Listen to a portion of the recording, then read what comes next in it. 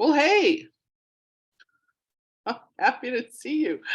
Um, you know what? I'm Kimberly Dark, and this once again is the Hope Desk. And my dream and fantasy is that we all learn how to have civil dialogue, and that we can do that about meaningful topics. Because if we don't talk about meaningful topics, oh, we're screwed. And right now, it's hard for folks to do that. So I take on two topics per month and I bring a sociological perspective. I am not offering you the only perspective. I'm not offering you, deep scholarly work. Most of the time, there are people more qualified on these topics than I am. Although we have one today that I'm pretty qualified on, but my hope is that we become better able to have meaningful conversations in public places. And so I will ask, as I always do at the end of our time together, where might you talk about these things with others? And if not these topics, other difficult topics instead. So, hey, the two things that we're talking about today, one of them is about the idea of glorifying obesity. What on earth does this mean? And why do folks think it's happening?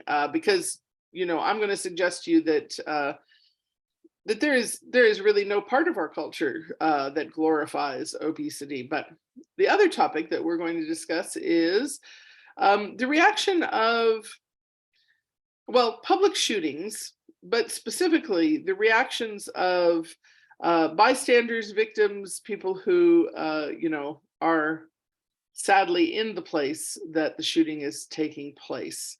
And I think this is a really interesting topic that comes from the question really that, originated this topic was about the guy who, took down the shooter at Club Q in Colorado Springs recently. And, he and others stayed busy beating the shooter until the authorities arrived. But I think there's really something interesting to discuss regarding the response to shooters in the moment. And, what I'm finding at least is that there is not a whole lot of media coverage about that as a general topic, and let alone research about it. So let's start though with the glorification of obesity, shall we? That sounds like fun. So yeah, the glorification of obesity. This seems to be a thing that people like to talk about when whenever anyone who happens to be fat is just sort of out living a normal life. Oh my gosh, you are glorifying obesity. Now, I just want to say, I've been accused of glorifying obesity, and it most often happens when I'm living a regular life, but specifically, if I am exercising while fat, or being sexy while fat, or wearing form-fitting clothes while fat, or being on stage or publicly moving my body or my arms around. Also, folks just talking at full volume about my own ideas and claiming the intellectual authority to do so. So check it out. A lot of that has to do with movement, agency, and sexuality, right? So basically what people mean by glorifying obesity is doing anything that would lay claim to an interesting, authentic, embodied life while fat, because we're not supposed to do that.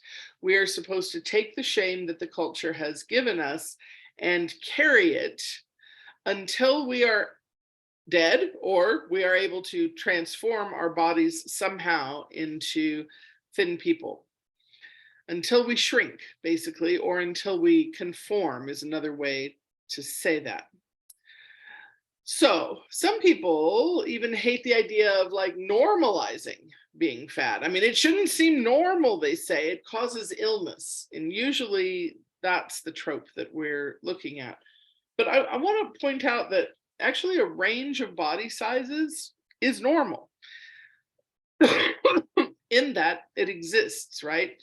Like, for instance, it may not be common for a woman to be 6 feet tall or for a human to live past 100 years, but it exists, as many human measurements do, like on a bell curve.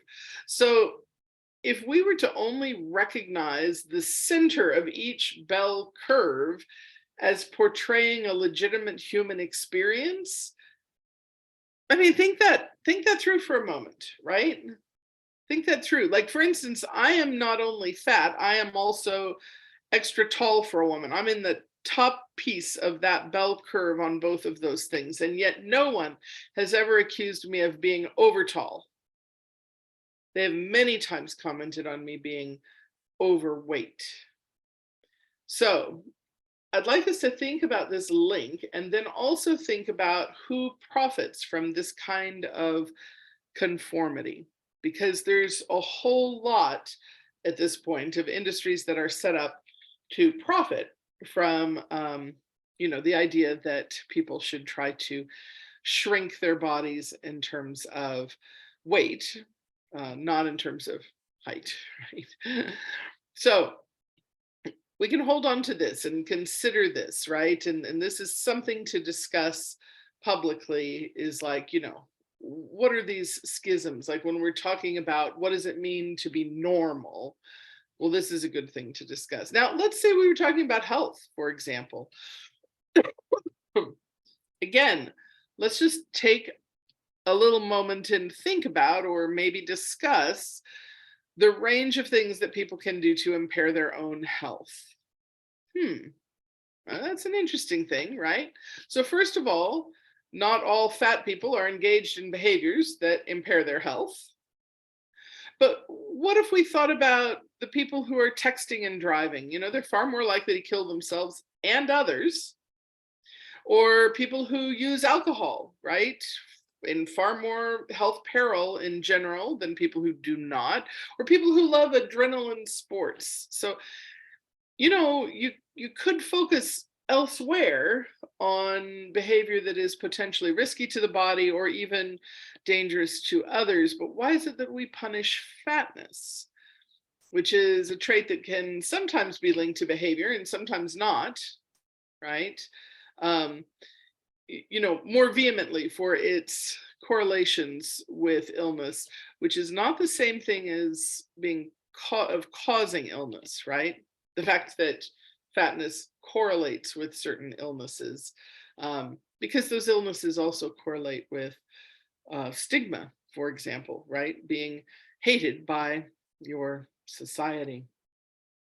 All right, so just holding on to these various discussion points that a person might pursue, let me just comment on the glorification of thinness, because this is actually something that we rarely discuss. And it's another way to flip this topic to discuss it differently. So the glorification of thinness is actually rampant in our culture, and you may have noticed that. It's rampant even when thinness creates health precarity.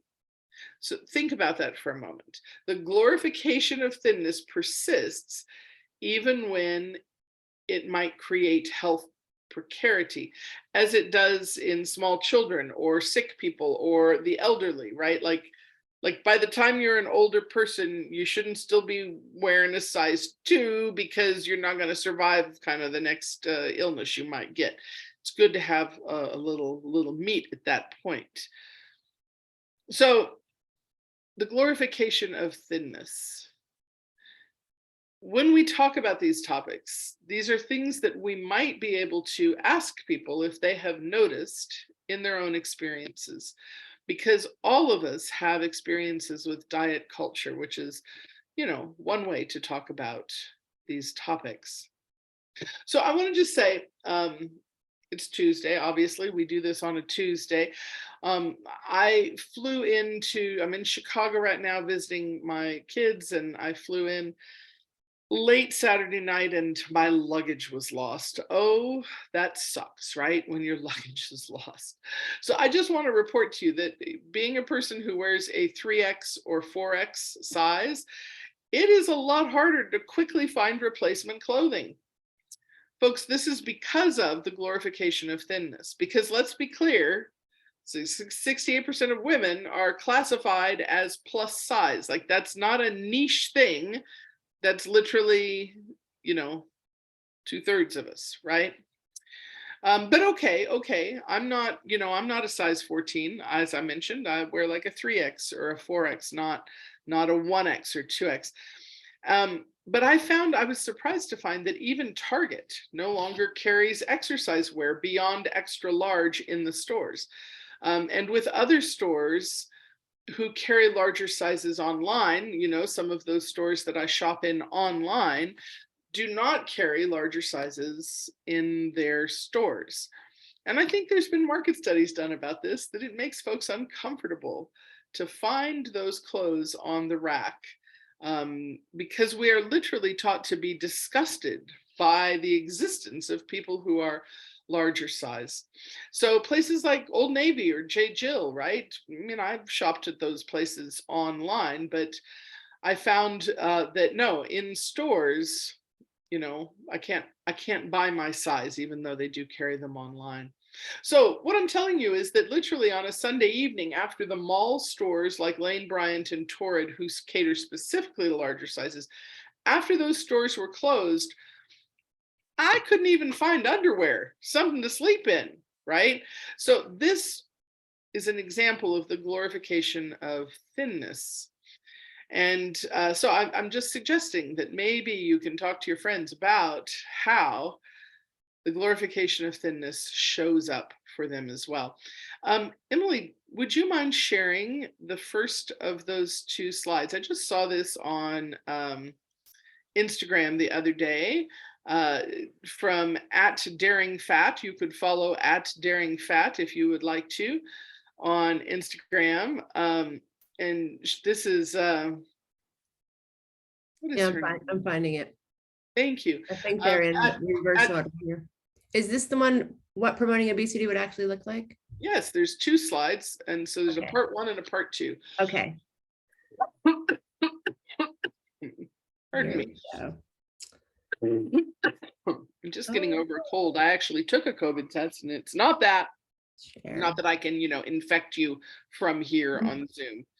Anne Fullerton is the person who is @DaringFat, but she's given this really funny, funny, not funny. I mean, it's not funny at all, but it's a quick way to quick and clever way to look at what promoting obesity would actually look like.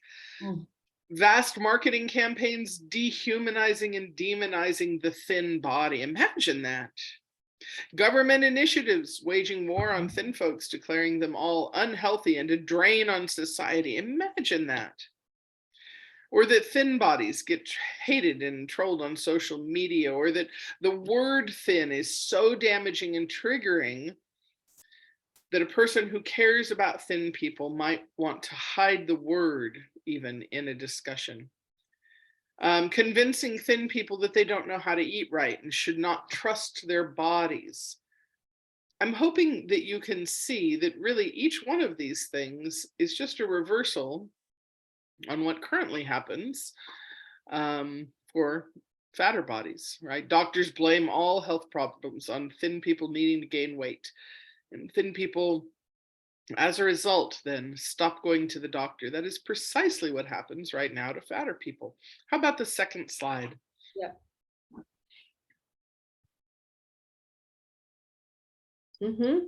Yeah, more of the same, right? Clothing companies, I just mentioned that in that little story. Oh, thin people would get photographed from behind with no heads and be mocked and hated, right?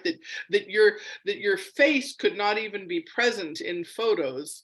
So if this is something you have never noticed before, take a look and see how often you find fat people's bodies without their heads. Thin characters in TV and movies would be repugnant and undesirable and immoral, right? Like impossible for a thin person to be the romantic lead in a film. Imagine it. I love this one. Airlines would make thin people share a single seat with a stranger and not provide a seatbelt for both unless you asked. I mean, I fly a lot, as you know, and that flight I just got off of happened to be an economy plus, which I paid extra. for a little more space, and the seatbelt fit just fine. But sometimes if I'm in coach, I need to ask for the seatbelt extender as well.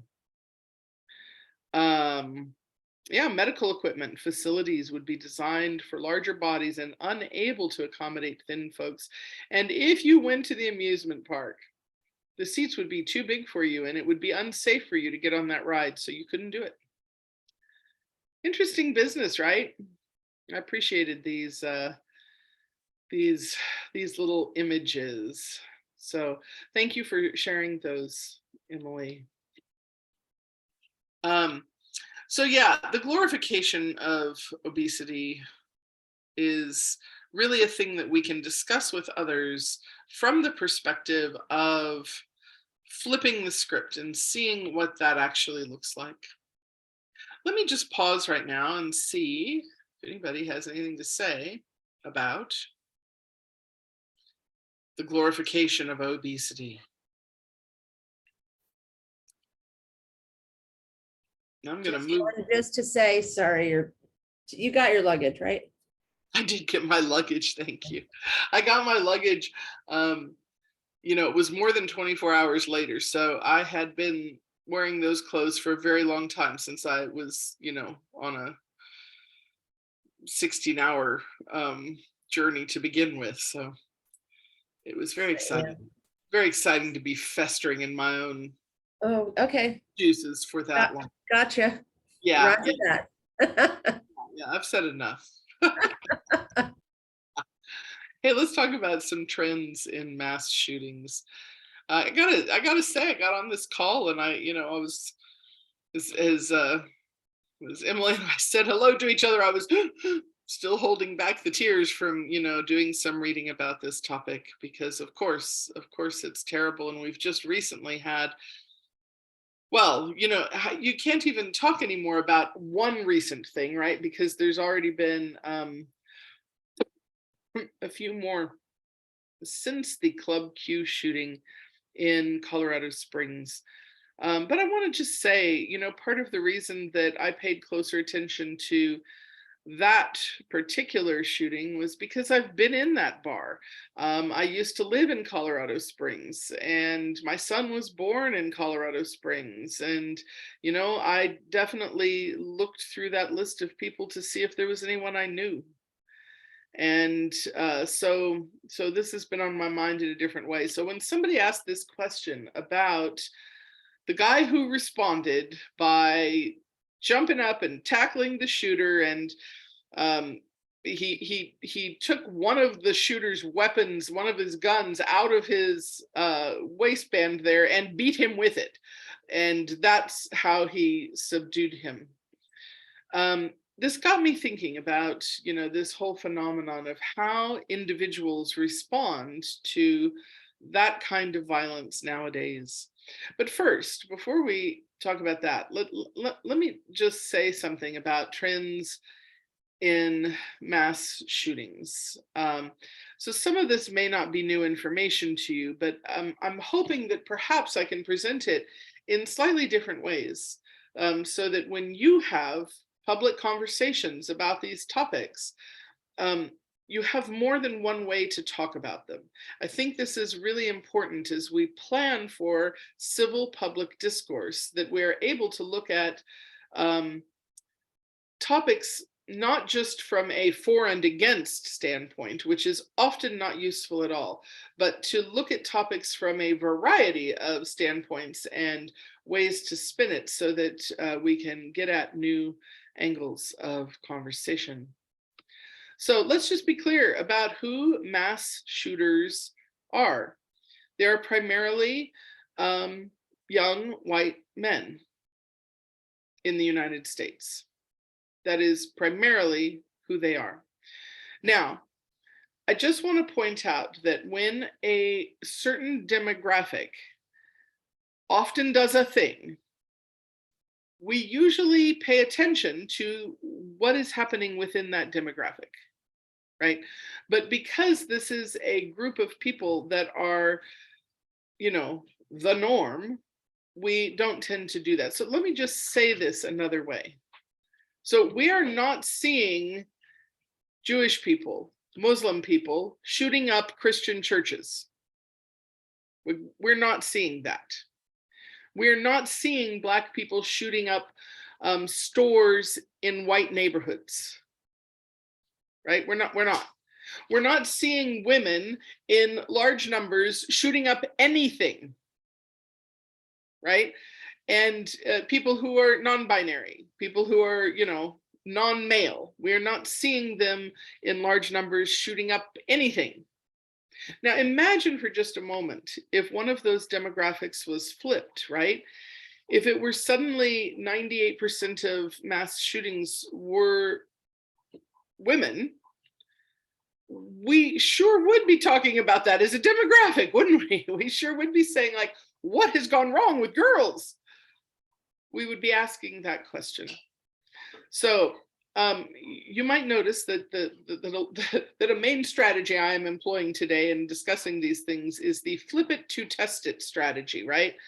Flip the script, see what it sounds like and feels like inside your body as you listen to it from the other perspective. So this is a strategy in conversation, but also a strategy in helping yourself understand what you are talking about.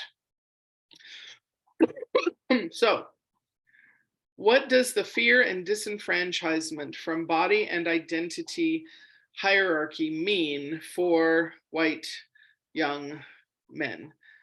And I would urge us to talk more about how, like, what happens when you create violence as one of the only outlets for emotion in a group of people,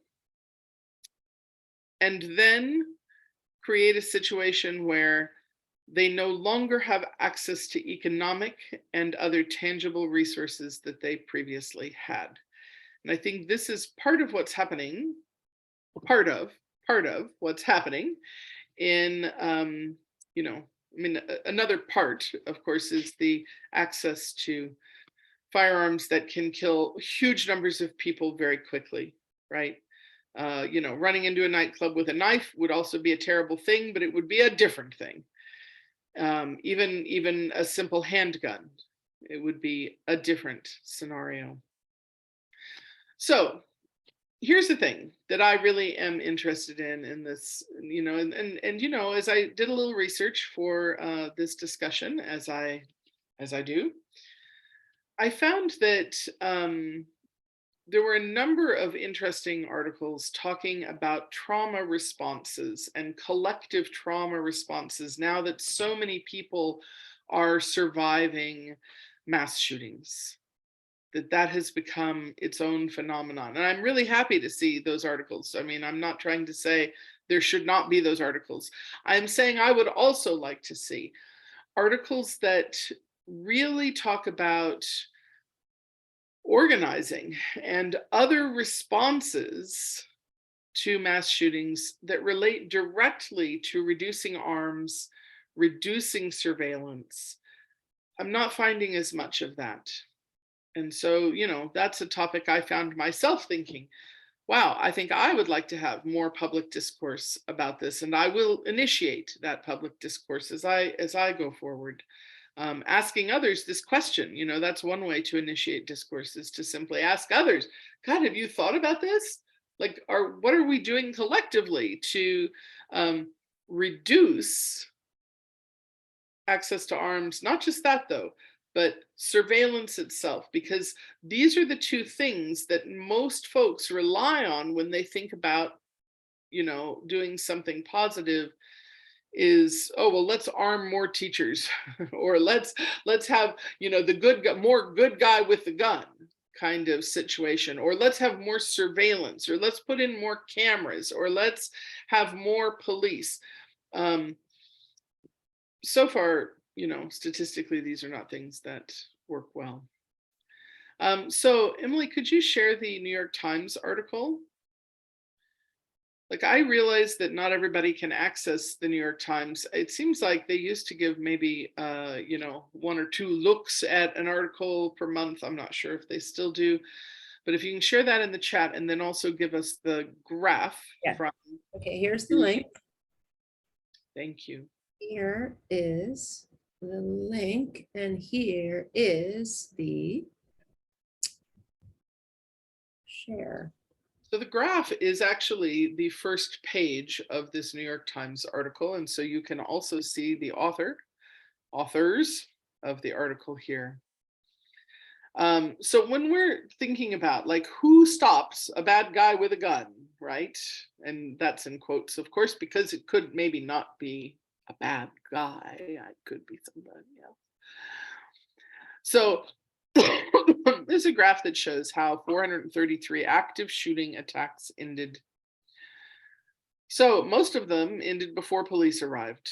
And you have to think that through, right? Like the guy in the Colorado Springs shooting, one of the things that he said in an interview was that the reason he was able to act so quickly in the chaos of this nightclub scene where gunfire did not immediately register as gunfire, right? Because there's loud music and there's people, laughing and cheering. There's a performance going on. But he was former military and he recognized the smell of gunfire.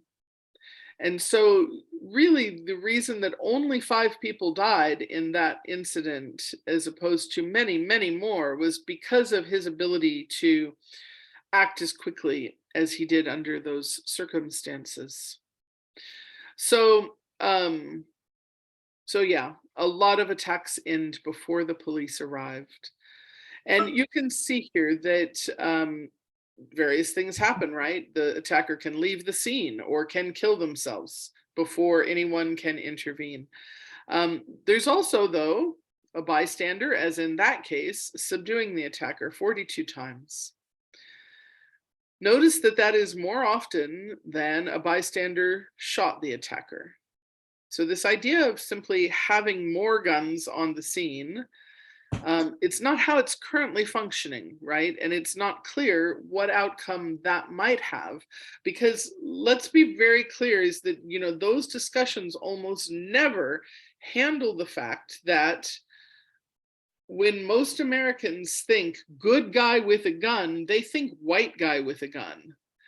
And so what happens when the good guy with the gun is black, for instance, and the police arrive? I mean, he's likely to be dead. And so, and I mean, we know that already from trends in who the police choose as, as the villain. It's a matter of unconscious bias or a matter of conscious bias, one or the other in those cases. Like, what does the bad guy look like?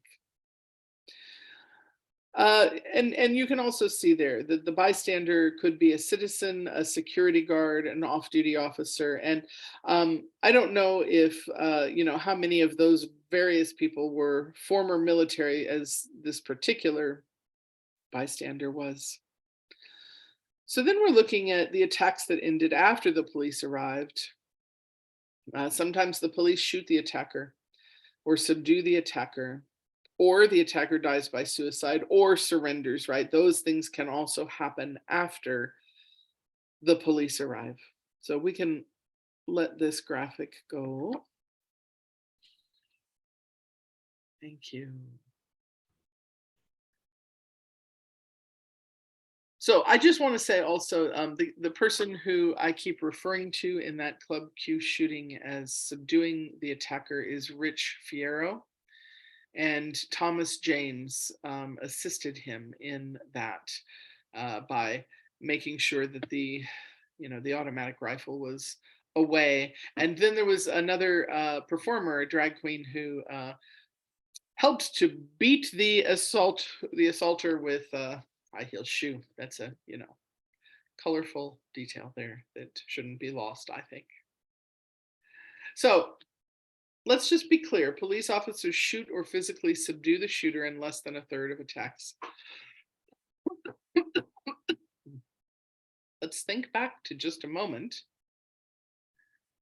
to that shooting in Uvalde, Texas, where the shooter was literally in there killing people while the police waited outside. And once again, there was a woman, I believe it was Angela Vasquez, who was just like, she showed up on the scene and was like, what are you doing out here?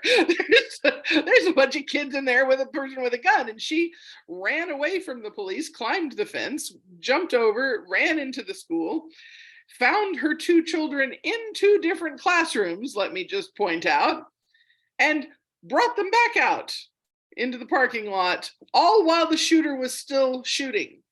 And when the police were screaming at her, you can't go in there, she was like, if it's dangerous, like, give me a bulletproof vest, or so you're standing out here in with all of this equipment, like, give me something, I'm going in to get my kids. So I find that this is a very interesting topic that maybe we could stand some more public discourse on, is what is happening with the urge for individuals to act on behalf of their own safety and the safety of their families in these kind of settings. And why do we not expect that of police? Because there are a number of articles out there you could certainly Google to find out the fact that those officers in Uvalde are not going to face any kind of legal sanctioning, because it's not actually part of their job description that they have to run into that building with the shooters and the children. But it's particularly striking that this was an elementary school. So I would say that also brings up the question, did those police genuinely see those children as valuable? And they were primarily, Latino and immigrant children. But perhaps that's a topic for another time. So I'm going to end here. I realize I don't have a conclusion for you about this topic of, like what's happening with the initiative that we are able to find under certain circumstances.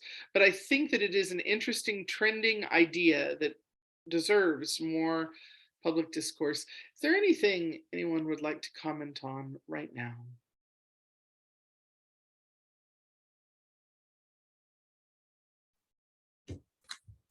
All right. Well, that is the end of what I have for you today, and I'll be back again next month with 2 more topics, hopefully about which you would like to learn more so that you can have more civil dialogue in your everyday settings, whether that be at work or with your family or at school or standing in the grocery line or at the crochet club or at the bar or anywhere that you happen to find yourself. Keep in touch. I'll see you next time. Thanks, Emily, for your help as usual. Bye.